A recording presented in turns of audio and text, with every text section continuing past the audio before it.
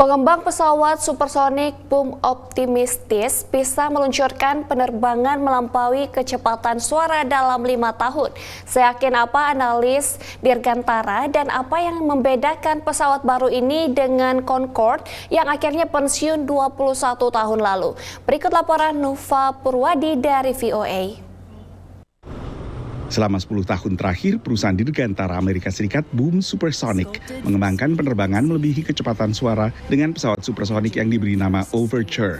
So we've all got a future to look forward to of flights that are faster and more sustainable aboard Overture, which should be ready for passengers in about 5 years. Begitu diluncurkan, Overture menjanjikan penerbangan dari New York ke London dalam 3,5 jam. Jauh lebih singkat dari waktunya sekarang selama sekitar 7 jam. Ini hampir sama dengan waktu terbang Concorde, pesawat supersonik yang diluncurkan akhir tahun 1960-an. Meski harga tiket pulang pergi untuk Overture diproyeksikan $5.000, jauh lebih murah dibandingkan tiket Concorde. Concorde was really remarkable for a 1960s airplane, in many ways ahead of its time. But the big problem was it was simply too expensive for most people to fly on. Think $20,000 a ticket, which for most people is just not reliable transportation.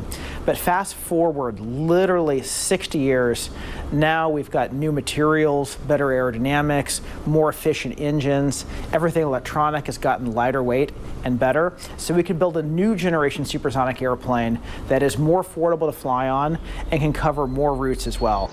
Setelah mengalami masa jaya tahun 1970-an, pesawat Concorde akhirnya dipensiunkan tahun 2003. If the Overture is flying in the next 5 years, I should be one of those people standing at the edge of a runway cheering, because I think it's a great technological advance.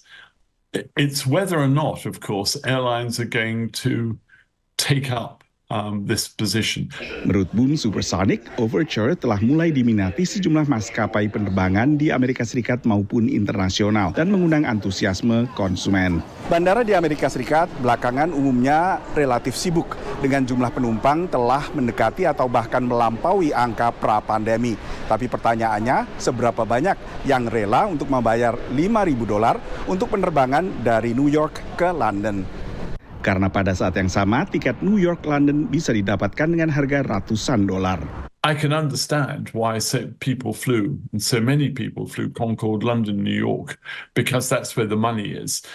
It's people who value their time and have a huge premium put on it. It's a niche market out there.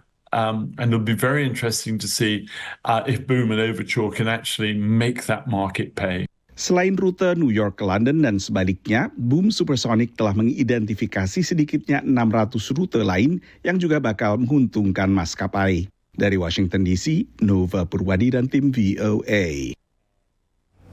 Pemirsa, drone bawah air membantu mempelajari dampak perubahan iklim pada terumbu karang di Great Barrier Reef di Australia. Drone otonom ini memakai navigasi kecerdasan buatan dan sonar untuk mempelajari kejadian pemutihan karang secara massal pada ekosistem terumbu karang terluas di dunia ini.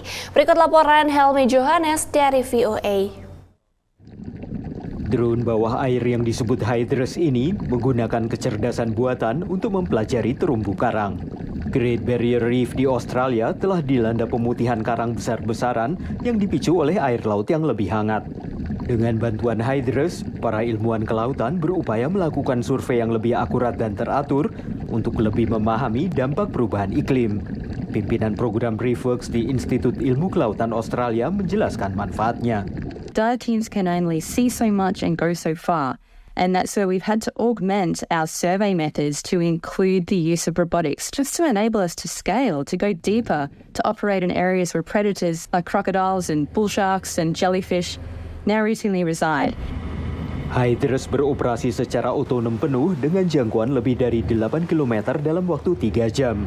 Drone ini bisa masuk hingga ke kedalaman 10.000 kaki dan merekam video dengan kamera 4K beresolusi tinggi. Drone ini memakai sonar ke arah depan dan navigasi kecerdasan buatan. Menurut manajer produk bawah laut Advanced Navigation, teknologi mereka digunakan untuk membuat peta 3 dimensi terumbu karang. We're working on coral mapping with the Australian Institute of Marine Science, and what they're trying to do is map areas of coral to detect change within those areas, which they can then use to extrapolate and model the entire reef. One of the benefits of having a robotic system is that it goes back to that same location every single time, and it takes the same photo from the same orientation every single time, which is really, really difficult to achieve with a human diver. Great Barrier Reef telah mengalami 6 kali kejadian pemutihan lokal sejak tahun 1998.